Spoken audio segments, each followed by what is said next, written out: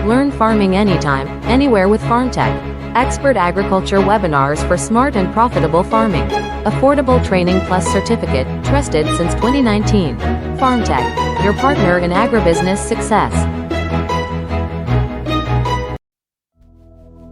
Visit and follow us.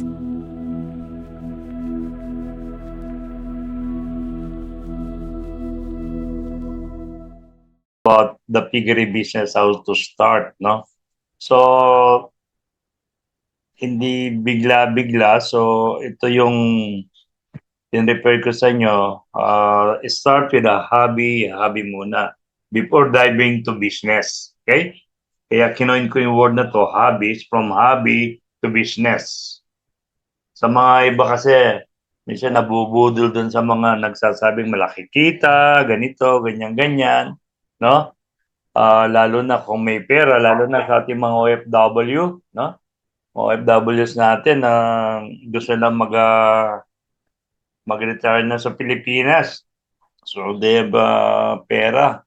Agad-agad may mag-convince sa kanila na maganda ang pagbababuyan. Pero hindi pa niya alam kung okay ba talaga o hindi, no? Okay, so yan ang aking point for the start. Start with a hobby, no? Yung parang katuwaan lang, no? Before you dive into business. Kasi dito sa hobby ay malalaman nyo kung talaga bang okay itong business na ito or paano ba, iba na, anong business kaya, no? Excuse me lang po, sandali. Medyo maingay. Paki-na-i-distract ako.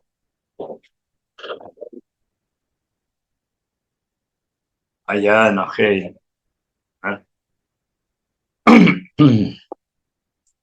So, yun po, from hobby to business, ano? So, yun na simulan natin. What do you mean by hobby, no? Ito po yung maganda muna, before you dive into business, start reading article on how to start a piggery. Actually, meron akong mga sinusundan ng mga article, mga blog, magaganda, no? Karagdag, ibang sa karagdag kaalaman yun, very friendly. Ito yan, no? I-google nyo yan, no? Ay napakaganda, very informative at very simple lang. And pag kayo po ay nagbabasa na, nagte-take note na kayo, okay? And then, tulad na ganito, tina-training on webinar. No? Itong FarmTech, ay napakarami mga business na tinuturo dito. At a very, mura lang ang mga training. Kasi makita niyo iba mga training dyan sa internet. 10,000, 5,000, no? Pero, parang iba lang eh. Parang, kwento-kwento lang iba. Pero if you want really to attend, yung actual talaga, nandyan yung ATI or ITCPH, International Training. Okay? Marami dyan na matutuwa nyo, no? Sa ATI yan. Sa Pigas Bandi talaga ay matuwa nyo. Nandyan yung binagay ko yung address kung talagang gusto niyo talaga matutong actual. Makita nyo yung kanilang website and then mga training nila, mga available training. May free, merong bayad kasi mag-stay ka doon dahil kakain ka doon plus tirahan. Pag talagang na kayo, interesado na kayong mag-go into business. So yun po, aral-aral lang. No? And then yun, you can start a small backyard racing. Kung gusto yung piglet muna, bibili muna kayong mga piglet, mag-umpisa kayo dyan. Tingnan nyo yung, bili kayo ng 10, pag-aralan nyo, no? And then hanggang i-partner yan. Mga 4 months, no? 2 months sa binili, then 4 months sa lagahan. At 85 kilos, o ganon, yun ang marketing age. Tapos, pwede na ibenta. So, mag-start po kayo sa ganon. Or, gusto nyo, mag-start kayong, bili kayo ng saw, no? Inahin, no? It's either pa artificial insemination nyo o pupunta yung bulugan dyan sa inyo, no?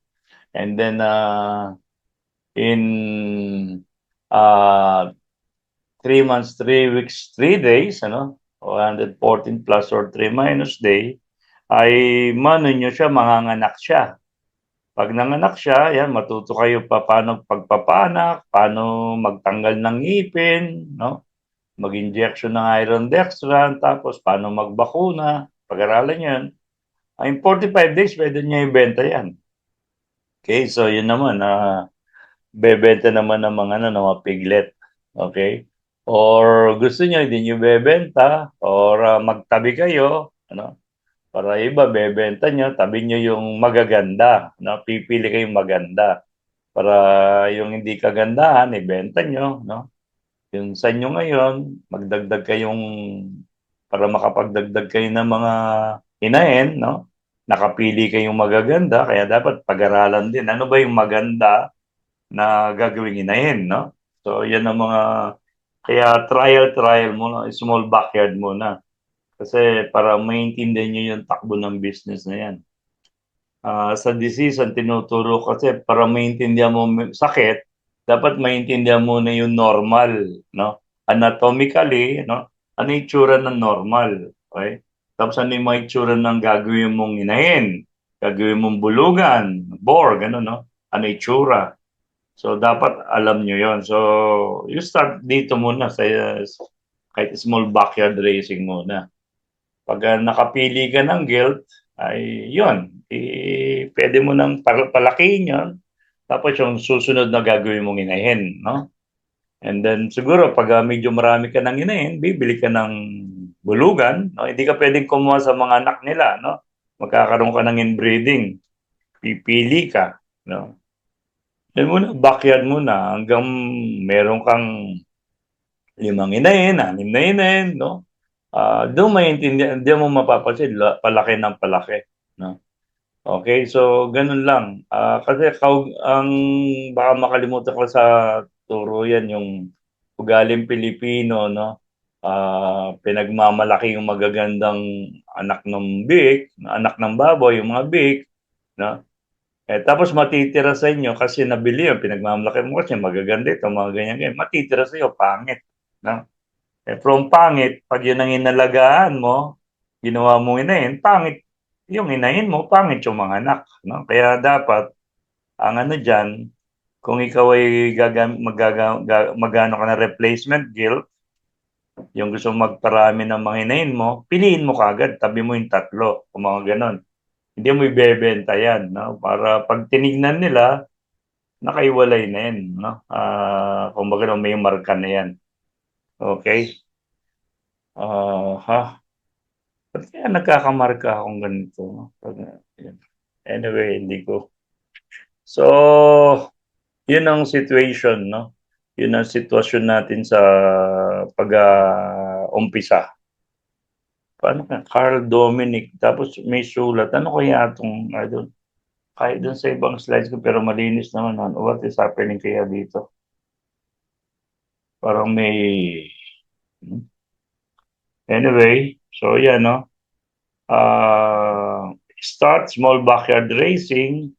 Ganun lang muna po, para matutunan nyo. Diyan yung maintindihan yung mga bagay-bagay na paano mag-start ng business. And then, pag okay na, number 4, consider expanding your hobby to business kasi kabisado mo na. Kung may mga 6 ka ng inahin, gusto mo mag-10 inahin, no? At least alam mo na yan. And keep on learning, keep on attending training kasi iba-iba pong mga, kahit kami mga bet ay tuloy-tuloy ang aming pag-attend para po sa continuous learning. Okay? So, from there, hobby to business, if you're starting your business, ito kinote ko dun sa binigay sa inyo, mababasa nyo dun. Ulitin ko, sabi nila, piggery business is one of the traditional businesses of Filipino. The industry ranges from backyard venture to commercial scale. The business has thrived because of one thing. What is that one thing? Filipino love to eat pork. Okay? So, yun po. And then, ang sabi din,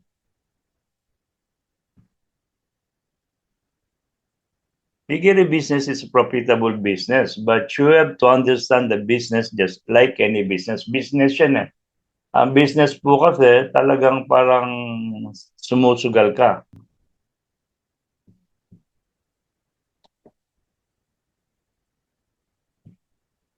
Okay. So yun ano, so just like any other business, no, dapat maintindihan natin 'yan. Mayroong advantage, may disadvantage. So be aware of the risk. Lalo na ngayon, yung ASF, maraming naghihintay pa rin. Actually, hindi pa rin sure yung bakuna, no? Kasi sabi ni isa, pag nagbakuna ako, so hindi ko alam kung effective siya, hindi. So naghihintay pa iba. So that's the risk, no? To navigate success in the piggery farm, dapat yung armed with knowledge of its opportunities and threats. Okay, so yun ang tinitingnan natin. You have to write down a business plan. Without the business plan, you could waste a lot of money and time. No? So pag business na talaga, pag hobby-hobby lang, parang practice lang. So, pero pwede ka na maglista-lista yun para yung mga natututunan mo ay may ano mo yun, maulit mo, and then yung how not to do it, so alam mo na yon, no? So ganito pala, ganyan pala. Okay? Kaya minsan sa ganitong training, just kahapon, dun sa aming lecture sa itik, nalaman niya, ay ganito pala, kaya hindi nangingitlog kasi tumaba pala. So at least, mamaya pakita ko sa inyo yun na how to evaluate your business. Okay, so aside from the business plan, get to know the requirements and operation of the business. Mamaya pakikita ko lahat sa inyo. Okay? All of this will help you to the destination that you want to reach. Okay? So yan, tingnan nyo itong franchise market, blog figure. Diyan, maganda. Yun ang binabasa-basa ko rin. Okay? So, Philippine swine industry, tingnan natin para magano kayo maintindihan nyo. Type of swine, meron tayong native at meron tayong hybrid, no? So, yun ang makita natin ngayon. Ano bang papasukin ko, the native o hybrid? Maganda. Usually kasi, mamaya makita nyo, ang hybrid ay, actually, pwede rin siyang, mamaya, pakita ko sa inyo, pwedeng conventional, pwedeng organic, no? Pero, before that, what is the advantage ng native? Yung talagang ano na pag sa bukas, bukas next day, Tuesday yata yun. Yung babuyang walang amoy nandun na, pakita ko talaga niyo kung ano yung advantage saka disadvantage, no? Parehong may advantage yan, pero meron parehong disadvantage, no? So yan, makita nyo na yan. Kulang ang time natin. Actually, 1.5 lang tayo, pero sige lang. So, native pig in the Philippines, ito yan, para ma-orient kayo. And itong BT Black, ito yung na-develop ng Bureau of Agriculture, no? Sa animal industry. At kinombine nila yung mga to, no? Sabi the three foundation stocks, Quezon, Marinduque, and Benguet, no? Quezon, Marinduque, and Benguet. Ito yung pinag-combine nila. So, nagkaroon na tayo ngayon BT Black, no? Yung produkto. So talagang dinidevelop nila itong mga native natin. Yung native to yung kino-combine yung yung mga hybrid saka native, hindi ko pinapaboran yan kasi parang na-develop daw para upgrade daw. Hindi. Kasi yung native natin, let the native be native kasi baka maubos ang native pag ginawa natin yun. Actually ngayon, pinu-pure line nga yung native natin. And ito na mga basic swine breeds in the Philippines, mga imported breed. We have the landrace, matagal na yan, no? Duroc, large white. We have the pit train, and meron tayong mga I4 o meron tayong Hampshire, no? So ito yung mga, pero dun sa mga bago, actually maraming bago ngayon, no? Pero ito yung mga matagal na sa Pilipinas, no? Minsan they call it mga island born na sila. Pero marami pa ngayon dumarating. Mag-ingat lang sa maraming bago na yan kasi baka hindi pa sanay sa Pilipinas. Kaya maganda ito lang muna. Okay? Philippine swine industry, ito sinasabi ko, is divided conventional and organic. Tulad ko ako sa organic talaga ako kaya hindi man necessarily na puro native, pwede rin naman ito nga, no? Ah, itong conventional, ito yung nakakulong, naka-cage o naka-pen. Kasi sa organic, hindi pwede yun. Dapat free-range lang sa organic. So, yan, no? Ang free-range naman, usually mga native yan, conventional siya kung kinukulong or kahit free-range man siya, kung ito naman ay kumakain ng mga commercial feeds, conventional pa rin siya. Kasi pag organic, no? Pag sinabing organic, dapat susundan mo yung ano, yung alituntunin ng organic. Meron kasi Philippine National Standard on Organic Agriculture, no? Sa livestock. So, bawal yung naka-cage. Kaya definitely, excuse me, pag naka-cage, hindi siya pwede, no? So, dapat free-range siya. Pwedeng tanong siya, yung mga puti kaya pwede mahina sila. Usually, siguro kung yung ano na, yung mga medyo matagal na dito sa Pilipinas, no? Land race, mga ganun. Siguro baka pwede pa, pero usually sa baboy, yung pre-range, mga native. No? Marami kasing bumibili, gusto nila native, manipis ang taba. No? Saka ako, pag lechon kasi, pag sinabing native ito, amoy na amoy ko kung ano kung organic siya hindi eh. Kung pinakain ng feed yan, may lasa, may amoy yung karne niya. Pero kung organic yan, pinakain lang siya ng mga fermented, sa mga daon-daon, ay masarap siya at wala siyang pwede ka magpuno sila ng ano ng tissue lang, no? O kung magugas ng kamay, hindi maraming madalas mantika at hindi siya malansa. Okay? So, ito, free range or conventional. Depende yan, no? Sabi nga, pag organic, meron kayo sinusunod na ano doon, standard. At tapos may inspection. Pwede siyang native, local, yan, pwede sila. Kung kukulong mo o papakainin mong feeds, ay magiging conventional siya. Pwede rin siya maging local. Imported, ayan din, no? Pwede mo siyang gawin. Depende sa how you produce o paano siya pagpapalaki, no? So, definitely hindi pwedeng nakakulong. Pwede lang yung kung hinayin, kung mga anak, for safety reason, doon lang. Pero kung pinapalaki lang sa free-range, dapat sila. No? Okay? And meron naman tinatawag na natural. The natural, organically ano sila grown pero wala pa silang certificate. Para magkapa-certificate, meaning ito, sinusunod na niya yung standard, pero dapat pa-inspection niya para mabigyan ng certificate. Okay? So, yun po ang ano natin ngayon para maintindihan nyo. Conventional ba? Itong mga nakakulong o organic free-range sila? No? At sabi dito, not all native animals nagpo-produce ng egg or meat are organic, hindi, no? So, depende yan. Okay? And let me share lang sa inyo para maintindihan nyo what is organic. Nandiyan na rin naman na tayo. Organic agriculture is a production system that sustain the health of soil, ecosystem, and people. So, target niya, health. No? Health of the soil kasi dyan nagsisimula yung ano ang nutrition yung mga tinanim mo diyan, ano? Pag pag yung lupa ay mataba siya, fertile siya, so magpo-produce siya talaga ng healthy na halaman. Na pwedeng yun ang kainin ng hayop at kainin ng tao. So tuloy-tuloy lang yun. Ligtas, ano? Hindi sinasabi dito compared sa those who use inputs with adverse effect, no? Alam naman natin sa piggery, yung tinatawag natin feed factory, no? Nandun lang sila, hindi sila masikatan mang araw, konti lang, pero hindi nakapaglalaro sa lupa, hindi nag-enjoy, no? Sabi nga, baka yung stress nila doon sa pagkakulong nila ay dala-dala. Nasa hormones yun, stress hormone. Pag kinain ng tao, na, kaya maraming stress, no? Although that, ano lang, theory pa lang naman yun. Okay, so, yun. Parang dalawang train, nasa ano ka, yung organic o yung conventional, no?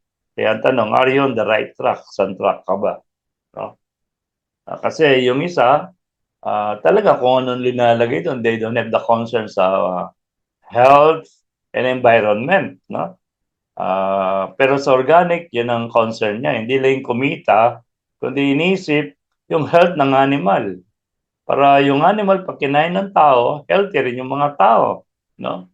Pero kung yung animal ay puro saksak ng antibiotic, hormones at kung ano-ano pa, okay, mga kinakain niyang maraming preservative, mga toxin, tapos pag kinain ng tao, dun magkakasakit ang tao.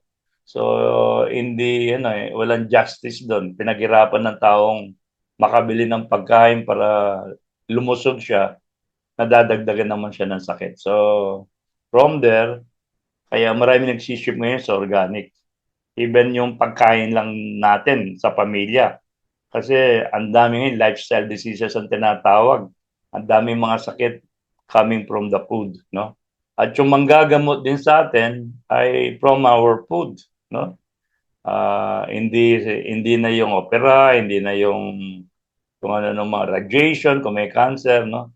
Ah, yung pagkain pwedeng maging ano siya, maging gamot siya, maging medicine. Tulad sabi ng father of medicine, let thy food be thy medicine. Si Hippocrates yan, no?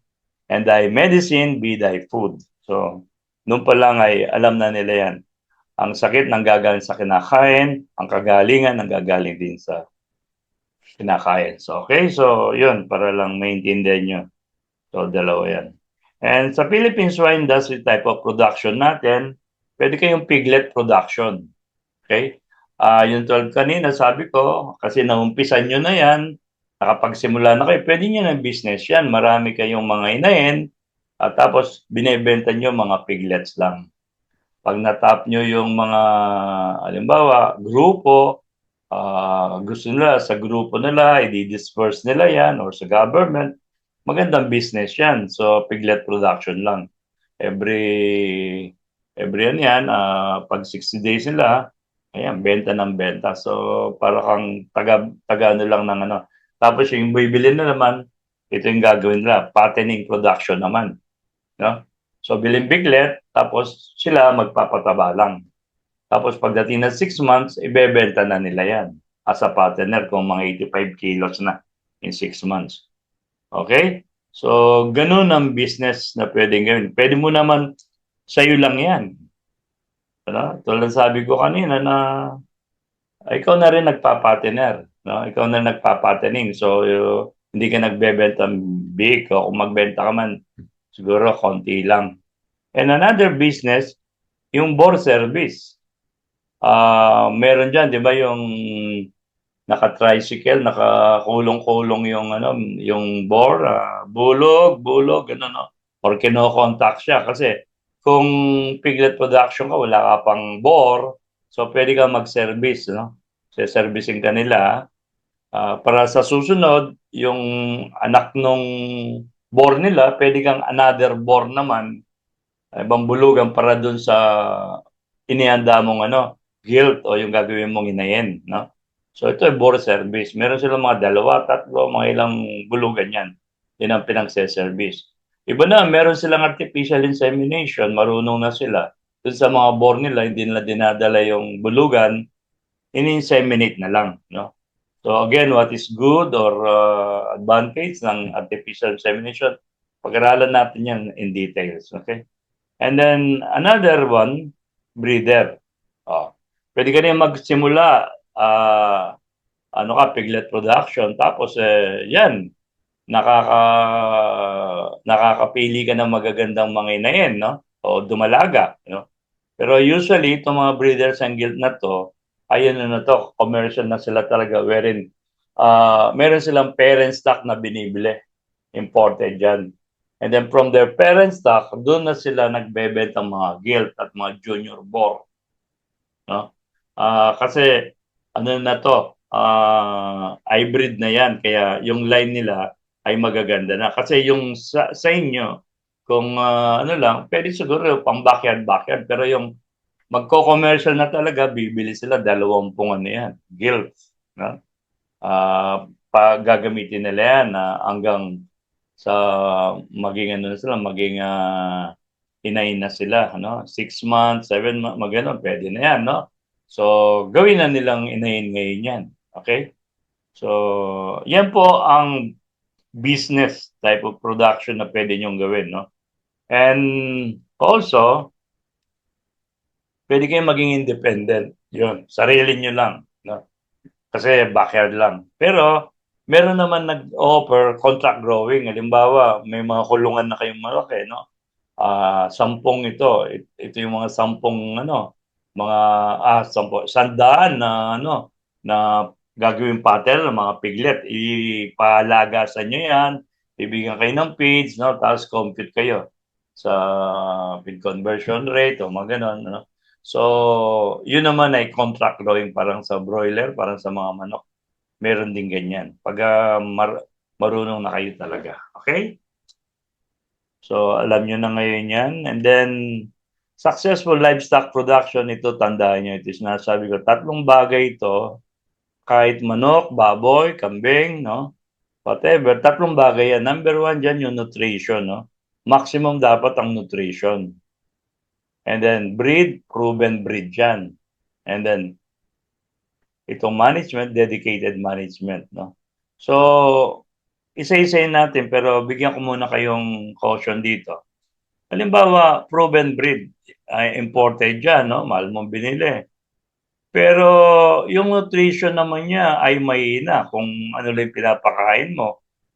Kahit magaling ka man sa management, may problema ka sa nutrition, ano yan, failure yan. Ano? Kung bigyan natin sa 100%, 33, 33, 33, no? Kahit magaling ka sa dalawang ito, you have only 66% ng success rate mo ng 66%. Kaya dapat, yung 3 yan. The same thing, kung magaling nutrition mo, maximum, proven, management mo na may palpak siya, ganun din. Lalo na kung dalawang may problema, no? Yung breed na binili mo ay ano na siya, ang tawag namin diyan ay ano na, tawag halo-halo na siya, no? Chop suey na siya. Hindi siya talaga F1, no? Kasi kung bibili kayo talagang gagawin na yan, F1, no? Kung talagang magbi-business kayo. Okay? May problema na yan, no? Ba't di lumalaki? Kasi ano na yan chops yun, anak na nung anak, parang gano'n, no? Dapat bilhin nyo F1. Anyway, yung dalawang yan may problema o kahit maganda yung pinapakain mo, 33% lang ang success rate mo. So, ganun din. Lalo na kung may problema ng 3 yan, no? So, nakadepende yan. Isa-isayin natin. Number 1, nutrition. Dapat dito, provide a balanced diet with commercial feed and vitamin mineral supplement, no? Ensure a clean and consistent water. Breed, ayan, pinakita ko sa inyo, iba-ibang breed, no? May characteristic yan kung anong bibili mo. Select the right pig breed based on your goal, no? Purchase from a reliable source of breeder. Pag talagang magbi-business ka na. And management, health management, marami yan. Regular monitor of the pigs for sign of illness. Kaya sinasabi ko, bago kayo mag-business, mag-alaga muna kayo ng konti para maintindihan nyo ano ba itsura ng baboy na native, ay na normal. Okay? Kasi any deviation from normal, that is the disease. Okay? So, gano'n lang. Kaya dapat alam nyo, ano ba itsura ng normal na bake. No? Okay. Marketing, dyan, mamaya, share ko rin sa inyo tungkol sa marketing. Kasama sa management yan. Housing, yes. Location, yes. No? Kasama na dyan yung mga compliance, no? Sa local zoning. Okay? So, mamaya, meron pag-usapan natin. Okay? So, your goal, siyempre, high production for high profit. Depende yan, no? So, ano yan? So, yun ang kailangan mo. And to do that, ito yung ano mo, dapat yung growth. Check mo yung growth. Check mo yung protection. Check mo yung reproduction. Meaning growth, lumalaki ba siya? Kaya meron tayong average daily gain. No? And then protection, mataas ba yung immune system niya? Depende yan sa nutrition niya. No? And then reproduction, yung ilan ang anak. No? Okay. By the way po, sa reproduction sa anak, baka makalimutan ko to. Lagi kong paalala to. Kasi yung unang anakan, sabi nila 6 months. Huwag mo nang pabubulog. Okay? Basta yung first na panganak niya, Sabi nila bata pa, 2 lang o 3 kaya lugi. Dapat 'pag nanganak siya 10. Pero ito po yung problema, no? I call it parturition shock. Kaya po merong excuse me, nagwawala ng mga inahin, no? Kasi first time merong 12 siyang nagsasak ng daddy niya, no? Excuse me. So, yun ang problema doon. Nagugulat siya, masya-shock siya. So, anong tendency? Kinakagat niya, tinutulak niya, kasi nabigla siya. Okay? So, ngayon, abayaan niyo muna kahit 3 lang sa umpisa. Huwag kayong mag-aalala nun kasi parang training lang niya yun, no? Para hindi mabigla. So, yung mothering ability niya ay ma-develop, hindi kagad na parang masya-shock siya. Ang dami to, ano ba to, no? First time niya. So, ayan nyo muna yung 3. Huwag kayong mawala ng gana. At okay lang yon, no? For a start. Huwag yung bigla kagad na napakarami at masya-shock siya. Hanggang matuto siyang magat, maugalian na niyan. Kung manganganak siya, ganun, nangangagat, okay? O kumakain, mga ganun, no? So, ayan nyo muna sa konti para hindi siya masanay lang siya, okay? So, that's my tip sa inyo. Huwag kayo yung pera-pera kaagad. Okay.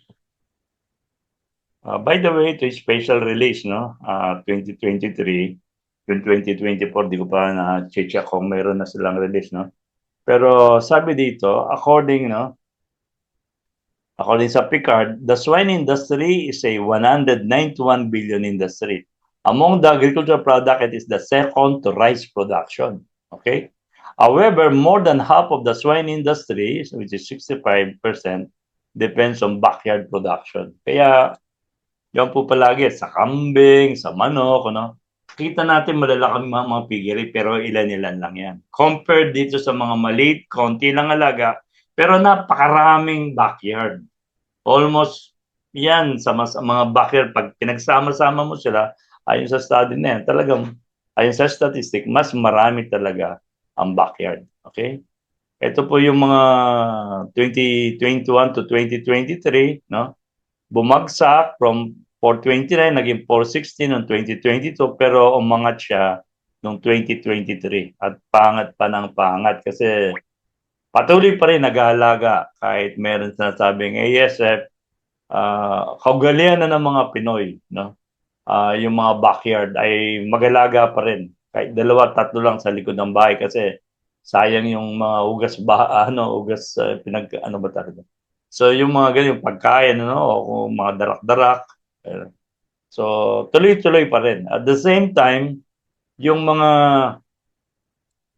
tinulungan ng gobyerno ngayon, no, yung mga ibang mga piggery, binigyan niya ng starting ng mga biik, saka feeds pang simula. And then kanila na yung grant yun. Usually mga 5 million, mga ganun po, no? Para mabuhay uli ang ating pig industry, ang piggery, ganun, tinulungan. At wala nang solenyo, binigyan sila halimbawa, 1,000 biik, ganun, para start. Pati pagkain yan, no? So, pag nakalusot yan, hindi na ASF, so may kita na sila, so may pampasimula sila ulit, okay? So, yun po ginawa, kaya tumaas yan. So, Philippines yan, no? Buong Pilipinas po, from 421, naging 437. So, nag-increase ng 6.1. No? And by region, as of March 2023 yan, Calabarzon, Central Visayas, yun po, tuloy-tuloy. Kasi lalo na dyan sa Calabarzon, talagang nanatili sila, maingat sila. Hindi sila talaga nagpapapasok. Kaya yung mga nagbibiyaheng papuntang Bicol, Visayas, naharangan dyan sa Batangas, sa port nila, pati AI, pati sa manok, itik yan, bawal talagang stricto sa Calabarzon. Sa Batangas yan, talagang iningatan nila. Kaya hindi sila masyadong naapektuhan. Okay? So, yan po ang mga statistics natin. Ito is nasabi ko sa inyo sa marketing, Ito yung magandang pinapractice nila sa ibang bansa. Dito, pinupus din namin to. CSA is a partnership between farmers and consumers in which the responsibility, risks, and rewards of farming are shared. Paano po ba to? Pwede niyong simulan sa inyong pamilya, yung mga anak nyo. So, pwede silang mag-finance para pambili ng mga biik, no? Tapos, yung mga pamilyang anak, o kaya mga kapatid na may pamilya. And then, instead ng mangutang ka sa labas, kanino na may interest, ito, parang advance ba? Parang sa prepaid na, no? Na mga load, no? So, ganito rin. Bibili na naman sila. So, pagka panganak ng mga big na, o mga baboy na to, yung pwedeng sa kanila ibenta, o sa kanila, ano mo, sila kasi nag-finance, no? So, pag binenta, pwedeng balik sa kanila, o kaya, dahil kung lalo na kung organic yan, gusto nila, so meron silang kinakatay, babayaran mo sila ng karne ng baboy, gano'n, no? So, marami po. Usually kasi, hindi lang karne yan pag integrated ang farm mo. May gulay, may isda, gano'n. So, gano'n ang practice nila. So, sinusuporta nila yung mga farmers kesa mangutang sila. So, ito ng mga ano mismo, mga tao, itong may kaya. At gusto nila ligtas na pagkain. So, yun ang gagawin nila. May mga farmers na nag-organic na kung saan ay nag-advance payment sila. So, yun po, pwedeng gawin yan. Community-supported agriculture yan. Sabi dito, alternative market outlets should be surveyed even before deciding to start itong broiler business kasi yun ang isang slide, no? Anyway, any business to ensure ready market the time of harvest, no? Even gulay, diba, magle-lettuce ka. Siyempre, tatanay muna kung sino. Pwede kayong, alam mo na yung market mo in short. Whatever ang business mo dyan. Okay? Marketing arrangement with local hotels, restaurant, cafeterias, institutional buyers, and grocery store with freezer may be made, no? So, yan ang mga pwedeng paraan. So, bago tayo mag-business, sino ba target mo dyan? Kasi, ano yan, may buhay yan eh. At the same time, tandaan nyo, sa mga manok, baboy, habang tumatanda sila, lumalakas kumakain, kokonti na lang kanilang average daily feed conversion nila o yung daily gain nila, no? So, palugi ka, para bang kumakain silang marami, konti lang naman yung tinitimbang nila. So, lugi ka rin. Kaya, before yun, may marketing age talaga, like sa mga sa mga partner, dapat 6 months 85, o before 6 months dapat 85 na sila. Yan ang marketing weight nila, dapat naka-ready ka diyan.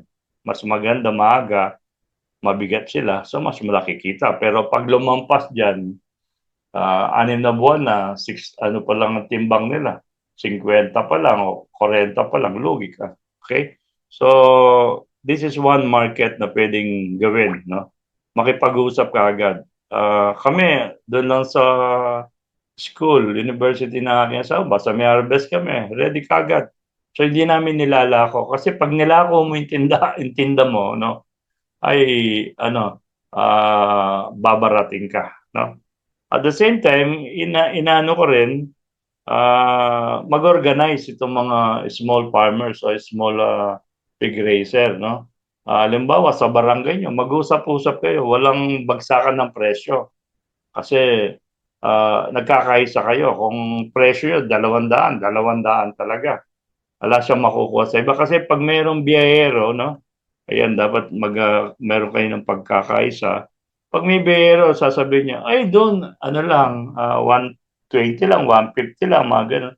Tapos sasabihin niya, ay kataba, ay kapayat, ay kung ano lahat ng sasabihin niya, para matawaran niya. Kung pwede lang sana, hingin na lang niya eh. Ganun po yung mga intermediary o mga middleman. Palibasa, laway din sila, nag-ahente lang naman sila, no? Minsan mas malaki pakita ng mga middlemen na yan, kaya yung community-supported agriculture, pinupos namin yan, in between eh, para mangyari ay mawala itong mga middlemen, para rekta. So ito, kung may asosasyon kayo, no? Pwede rekta dun sa katayan o sa mga palengke, no? Or maglagay kayo ng isang pwesto ron as a group, no? Tapos yun ang ano nyo, yun ang gawin nyo. Okay? So ito po, organize, sabi dito, producer may form association or market cooperative so that they could agree on common price. Organize producers have bargaining power with regard to their selling price. At the same time, pag-organize po kayo, no, lalo na pag naging kooperatiba na kayo, no, una, may boses kayo sa presyo. Pangalawa, may boses kayo sa gobyerno. So, yung mga programa ay pwede kayong tulungan pag meron na po kayong organisasyon na ganyan. Okay? So, yun ay setup nyo. Pag kayo ay mag-start ng pag-ayupan. No? So, yun po, cooperative. At the same time, pag kay grupo na, yung mga ayuda, yung mga kung ano, mga dispersal, ay pwede po kayong tulungan. Okay? So, yun po, no? Tatlong bagay yan. Isang bagay pa ito, sa nasabi kanina, mag-start ka na, dapat alam mo yung business plan mo. In any business, there is always present. You cannot eliminate it. But you can minimize it by having a piggery business plan. So, ang business plan po, alam nyo na ngayon, pag-aaralan talaga kasi nai-practice nyo na nung hobby-hobby lang eh, no? Magkano feeds ang kakainin niya para mag-produce ng 85 kilos, mga ganun, no? Ano yung mga, meron ka ng pino-project. Tapos, ang mga kumbik naman, no? Alam mo naman yan na kung ang sow level mo, isang inahin, at time is 8. So, kung isang inahin, time is 8 ka agad. Kung meron ka 10 inahin, may 80 ka. So, napaproject mo ito, ilan ang magiging beak nila. Halimbawa, gawin mo, buwan-buwan yan. No? Actually, meron talaga yung tinatawag ng estrosynchronization. Pero as a organic practitioner, di ko na tinuturo yan. Pero may ganon. Kasi pag gusto mo buwan-buwan, kung may 10 ka, halimbawa dala-dalawa o kaya tatlo-tatlo lang ang para ma-project mo. Kasi kung dalawa, minimum of 8 na lang or 10, so meron kang projection na yung dalawa, meron kang 20 big, no? Kasi pag nagsabay-sabay yan, average mo lang 8 o 10, kung 10 yan, hindi mo lang kung saan mo bebenta yan. No? So, pwede mong i-program yan. So, gagawa kang business plan talaga. Okay? Tapos, kung ilo-loan mo yan, paano yung bayaran niya? No? So, pinapakalaga po yung business mo. Pag talagang business na. Kasi, nahintindihan mo na yan. However, good business plan, primary function is not to address risk, no? But rather to provide a roadmap towards success in entering the business. Yun ang purpose niya. No? Para alam mo, ano ba yung target mo? Ano? Ano ba yung ROI mo? Mga ganun. No? Ano ba yung net mo? Ano ba yung gross mo? Yung mga terms na yun, dapat naiintindihan natin. Para nag-business na talagang ano na yan, nakasulat na. No? Ilan ang projection mo. Through it, the goals and expectation will be achieved. Okay, so yun ang isang kailangan mo din, business plan. Another thing na dapat nyo maintindihan kung mag-i-start tayo ng piggery, yung farm biosecurity, no? Lalo na yung sa disease. Let's define farm ang biosecurity. Dalawa ang biosecurity, yung tinatawag ng exclusion and containment. Bio-exclusion yun, iisipin mo lahat ng pamamaraan na hindi ka papasukan ng sakit. Okay? Number one dyan, mga tao.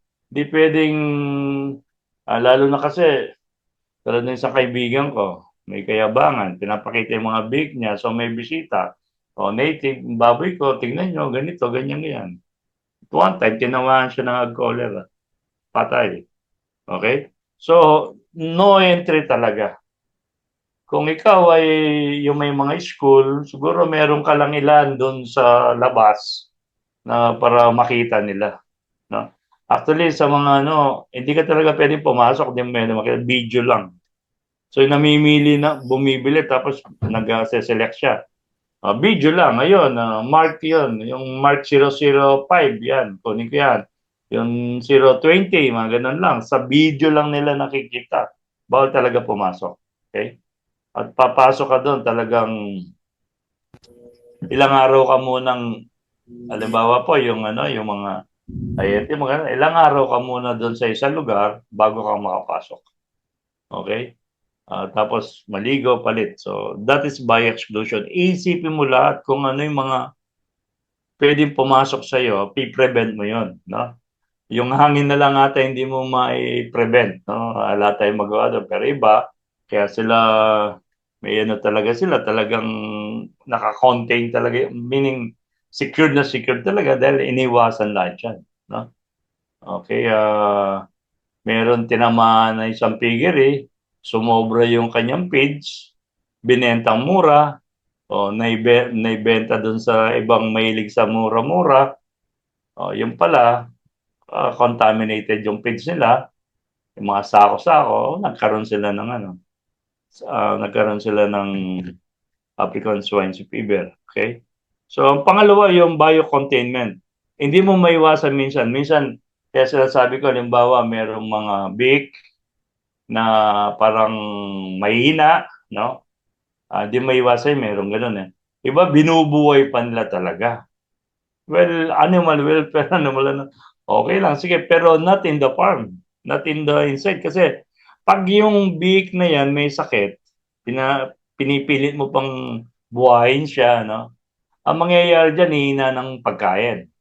So, i-prevent mo humina ng pagkain, saka bigyan ng mga vitamins para totally mabuhay siya talaga. Pero pag yan, napabayaan, nagkasakit, siyang pagpupugaran. Ano, siya maging root cause ng pagkalat ng sakit sa loob. Kaya yung iba, pag may ganun na talaga, alis, sacrifice na. Although sa animal welfare, ayaw nila yun, hanggang buhay, buhayin mo. No? At bilang veterinaryo, buhayin mo, ganun. Pero pag business na po kasing ganyan, at risk, no? So hindi nila kino-consider yan. Talagang yan ay kakal na nila. So every time may makitang mahina, kal, no? Hindi uso yung parang may hospital pa, hindi uso sa mga malaking piggery po 'yon. Talagang kal, no? Baka yan ang magsimula ng sakit. Okay?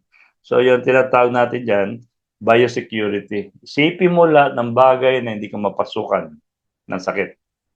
At kung meron sakit, makagawa kagad ng paraan, mabilis na aksyon na yan ay hindi kakalat. Okay? That is biocontainment. Okay? Biosecurity, simply put, is the biomanagement of an animal facility or farm that minimize risk of introduction, no? Mo, minimize lang kasi hindi lang masabing totally talaga, no?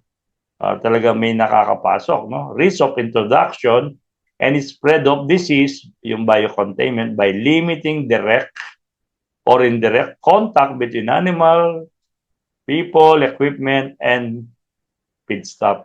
No? Kaya hindi pwedeng palipat-lipat. At yung pong mga kinu-quarantine bago papasok. Isang buwan, 2 weeks, no? Pag may bagong stock, doon muna sila. Doon sila dumumi, doon sila. Maraming paraan para papasok ang sakit, no? Pati doon sa mga daga o ibon, no? Marami yan. Kaya yan, ini-stop po nila. Piniprevent nila. Okay? So, biosecurity is the management of bio-exclusion plus bio-containment. No? So, isipin po natin yan. Okay? Ito na tayo. Okay. Sa mga kailangan po sa registration, kailangan mo ng business registration, no? Kailangan mong barangay clearance, kailangan mayor's permit, license, sanitary permit, no? Kailangan mo ng tax identification, okay? Kailangan mo ng environment compliance certificate, okay? Yan po. Why? Because our government enforcer are moody. Make it legal. Anong gusto sabihin nun? Ngayon, maluwag, okay lang, biglang-bigla, igpit na naman. Kaya from here, ang sinasabi ko po, kaibiganin nyo, okay? Hello? Kaibiganin nyo po yung mga municipal vet, city vet, provincial vet. Why? Lalo na po dyan sa ACC, iba-ibang bayan, iba-iba po ang, ang kanilang batas dyan. no? Kaya dapat kausapin niyo sila. Papaano ba? Kailangan ba talagang isisi kung 10 inahin lang naman ako? Pero kung marami na, medyo kailangan na siguro. So, patulong po kayo. At kailangan niyo si kapitan pala, no? Dahil pag kaibigan niyo si kapitan, may magrereklamong mga ano sa inyo, mga kapitbahay, wa-warningan ka muna ni kapitan. Pag hindi mo kaibigan, kalaban mo, no? Hindi mo siya binoto at nanatili kang kalaban ni kapitan, ipasasara ka kaagad, no? So, yun po ang mga kailangan. At maganda rin sa mga veterinarian po, sa government na, city at ang mga local po, ang provincial, no? Minsan may programa sila, no? Pwede kayong mabigyan ng programa kasama. Lalo na kung kayo gumawa ng asosasyon na, no? At mga tip ko pa diyan, limbawa po, magbabakuna. Ang pagbabakuna, hindi basta magbakuna. Alamin muna ano ba ibabakuna nyo. Kasi iba-iba lugar po, kailangan ito, hindi ito, no? So, si City Vet, ang mga local vet din po, makakausap nyo. Ano bang mga prevalent, ano bang marami, ano bang mga sakit meron tayo dito. So, yun po, no? So, kailangan makausap, maging kaibigan siya. At the same time, kung kayo magpupurga, hindi nang basta-basta magpupurga. Titingnan din sa microscope anong bulating meron ka. Yun ay pupurga. So, pwedeng patulong din sa mga local vet natin yan. Okay? At maganda pa minsan, may gamot sila. No? So, kung may sakit yung baboy mo, libre pa yung gamot. Okay? Pwede kang bigyan lang gamot. Water soluble, injectable, meron sila. At may tao sila na pwedeng tutulong sa'yo. Okay? Siyempre, po, pameriendahin nyo naman yung mga kaya kung naggasolina sila, bigyan naman. Mura na yun kaysa pupunta kayo dun sa mga private mga vet na mahal po talaga singil doon, no? Yan ang ating advantage. Meron tayong mga government na vet employee po na pwedeng tumulong. Okay? Purga, ganun din, bakuna, mga ganun po. So marami kayong pwedeng ma-avail sa inyong mga city at mga municipal vet. So yun po, mga kailangan yan. Tip ko lang, yun ang ano nyo, susi dyan. No? Or kung maging kaibigan nyo pa yung konsyal on ano po, Committee in Agriculture, ay, no? So, baka pag nagbebenta na kayong big, pwede nyo ibenta na sa city o munisipyo, no? Para yan, yung meron kayo, tapos i-disperse nila yan. Okay? So yun po yung business registration requirement. Marami po yan, pero depende sa bayan kung restricted sila sa ganyan. Okay? Basta kailangan lang po, yung ano nyo. Ito po pala, share ko na sa inyo. Sa Martes po ata to, babuyang ulang amoy. So meron po tayong proper management ng dumi, okay, ng animal manure and utilization. Actually, may pera po dyan sa dumi na yan eh, no? At the same time, yung baboy mo, yung kulungan mo, wala pang amoy. Tuturo ko po yun sa Tuesday, Wednesday yata yun, no? At yung pagbababoyan mismo, yung part ng ating pinag-usapan, yung mga detalye na yan.